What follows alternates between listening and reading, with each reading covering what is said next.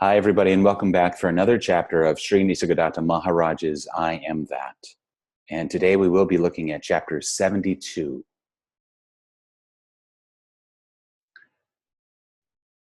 Immobility and silence are not inactive. The flower fills the space with perfume, the candle with light. They do nothing, yet they change everything by their mere presence. You can photograph the candle, but not its light. You can know the man, his name and appearance, but not his influence. His very presence is action. And this makes me think of Sri Ramana Maharshi, who stayed on Arunachala for many, many years, mostly in silence, just radiating love and truth and beauty. And of course, even to this day, his presence is still healing and transforming lives, as well as Nisargadatta's. But Nisargadatta did speak a lot, where you see Ramana Maharshi being mostly silent. And yet his presence in the world influenced the world. Is it not natural to be active?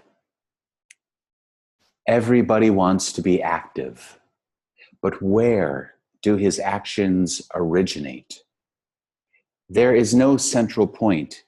Each action begets another, meaninglessly and painfully in endless succession. The alternation of work and pause is not there. First, find the immutable center where all movement takes birth. First, find the immutable center where all movement takes birth, the origin. Just like a wheel turns around the axle, so you must be always at the axle in the center and not whirling at the periphery. When we sit for just a moment in silence and stillness, we see that we are at the axle of the wheel and that everything is outside of us, even thoughts. Thoughts are appearing and disappearing, feelings, sensations, memories, fantasies. And of course, in the physical world, there is so much change. And yet we remain at the center, silent and still, simply being aware, simply watching life, like watching a movie appear and disappear on the screen. How do I go about it in practice? Whenever a thought or emotion of desire or fear comes to your mind, simply just turn away from it. Just turn away from it. By suppressing my thoughts and feelings, I shall provoke a reaction. I am not talking of suppression. Just refuse attention. This is such an important point. I know many meditation and yoga teachers who still try to teach people to control their minds, fight with their minds, wrestle with the mind. It's not necessary, nor is it healthy to push down and suppress desires, fears, emotions, because if you keep pressing, sooner or later, it will explode. So Nisargadatta is not speaking about that. Neither suppression nor oppression. He's simply saying, refuse attention. And by doing so, that will just it will appear and disappear all by itself. Again, walking down the sidewalk, simply focus on the space.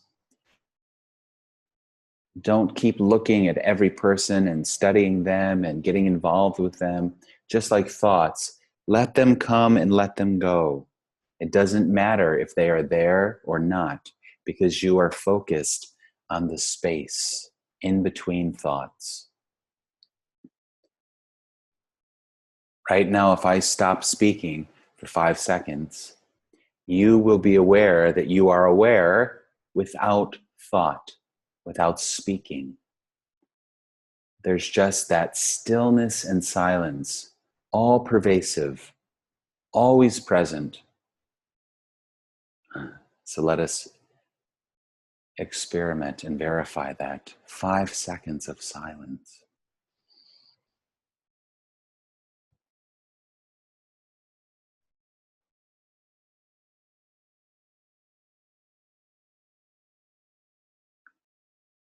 So you weren't thinking necessarily, or speaking, or doing anything, and yet you were.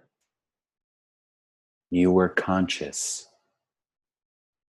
You were aware. You existed as pure being, and yet you weren't doing anything. This is the pure, silent, still being that Nisargadatta keeps pushing us back towards again and again. And it's simple in the sense that you're just noticing. You're not working, you're not fighting, you're not struggling. Don't struggle. You're simply, effortlessly noticing. Silent, still, affectionate awareness. Pure being. I am. I am, not I am this, nor I am that. Simply, I am. Prior to the words I am, just the sense of pure being, pure awareness, empty and open, and yet alive.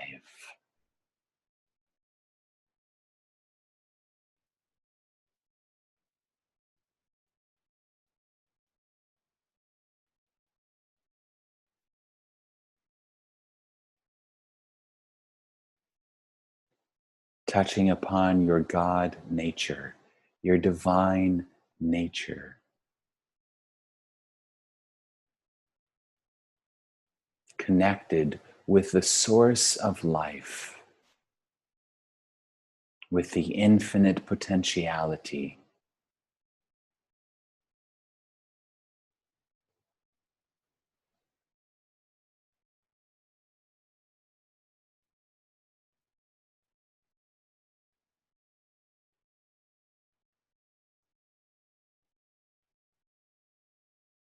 Must I not use effort to arrest the movements of the mind? It has nothing to do with effort. It has nothing to do with effort. It has nothing to do with effort. Stop. Simply stop. Stop struggling. Stop resisting. Stop fighting with what is. Allow everything to be. Allow this beautiful manifestation, this incredible vast universe, allow it to be. You can't actually stop it from being anyways, but you can try with your mind. Let the mind relax. Let the mind settle into the heart and simply rest as pure being, pure presence, pure aliveness, pure awareness, pure love. It has nothing to do with effort. You cannot stop being what you are. It is natural and effortless. Just turn away. Look between the thoughts rather than at the thoughts. When you happen to walk in a crowd, you do not fight every man you meet. You just find your way between. Focus on the space in between the thoughts. Focus on the space which is the context for all thoughts.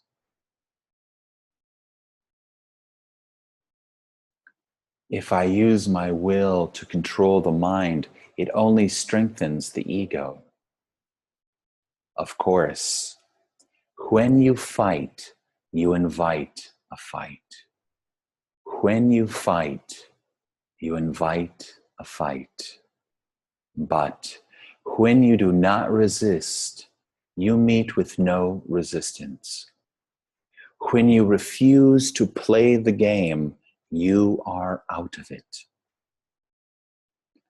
So renounce the world, renounce the drama, renounce the insanity. When you refuse to play the game, you are out of it.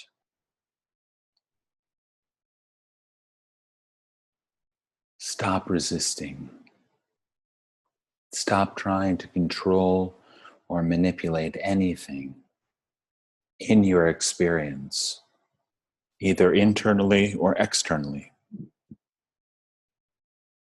Simply allow everything to be as it is. Allow life to live through you. Already, life is living your body. Life is living that form. Consciousness is expressing itself in innumerable ways. How long will it take me to get free of the mind? It may take 1,000 years, but really, no time is required. You can do it now. Why not? Be free of the mind simply by taking your attention away from the mind. So it doesn't matter if mind is there or not. If you're not giving it your attention, your awareness, then it cannot bother you. All you need is to be in dead earnest. Here, the will is the deed. If you are sincere, you have it. After all, it is a matter of attitude. It is a matter of attitude. Nothing stops you from being a Jnani here and now, except fear. Nothing stops you from being a Jnani here and now, except fear. You are afraid of being impersonal, of impersonal being. It is all quite simple. Turn away from your desires and fears and from the thoughts they create, and you are at once in your natural state. Turn away from your desires and fears and from the thoughts they create, and you are at once in your natural state. Nothing stops you from being a Jnani, self-realized, here and now, except fear. Let go of this fear of being impersonal. We have become so attached, addicted even, to being a small, separate self. But it's not who you are. At some point, it will collapse. The truth will be revealed. It will be shown that you were never a separate person. No question of reconditioning, changing, or eliminating the mind? Absolutely none. Simply leave your mind alone. That is all. Don't go along with it. That is all. After all, there is no such thing as mind, apart from thoughts, which come and go, obeying their own laws, not yours. They dominate you only because you are interested in them. You find them entertaining. You give them your power. It is exactly as Christ said, resist not evil. By resisting evil, you merely strengthen it.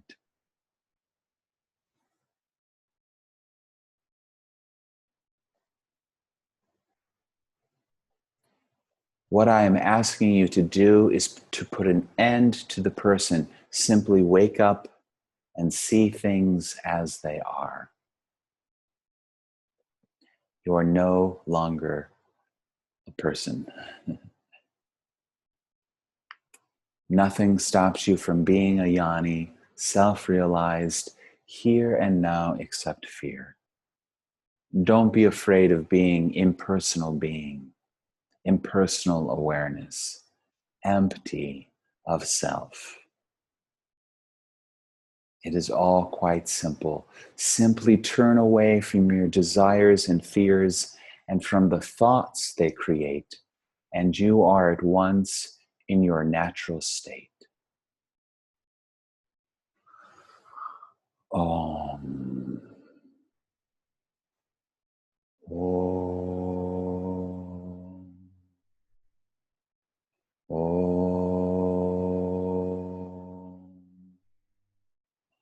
Om.